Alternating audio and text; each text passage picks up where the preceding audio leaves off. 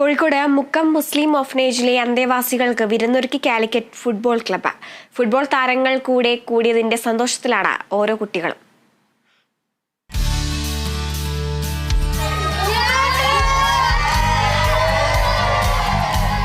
What's your favorite football team?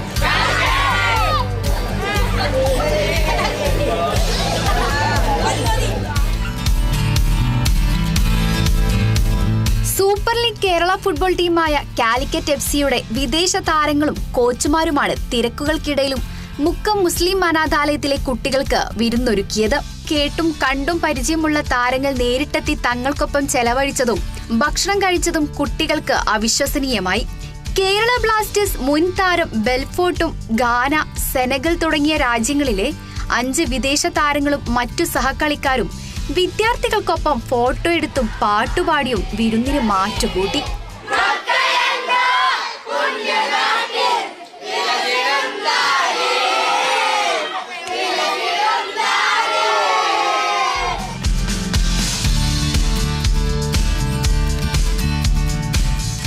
കുട്ടികൾക്കൊപ്പം ഭക്ഷണം കഴിച്ചതും സമയം ചെലവഴിച്ചതും തന്റെ ജീവിതത്തിലെ മറക്കാനാവാത്ത അനുഭവമാണെന്ന് head coach Ian Andrew Gillan പറഞ്ഞു.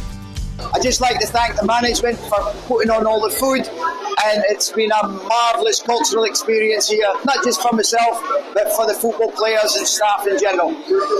Rise as one.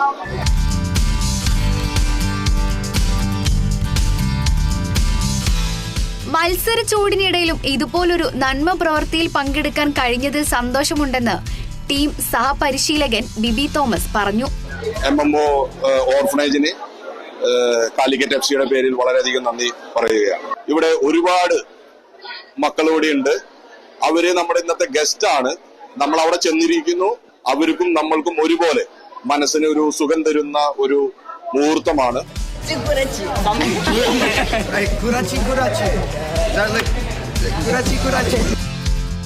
പ്രമുഖ കാറ്ററിംഗ് ടീം അംബാജ് ഗ്രൂപ്പാണ് കുട്ടികൾക്കും താരങ്ങൾക്കുമായി ഭക്ഷണം ഒരുക്കിയത്. Kerala vision news, Kozhikode.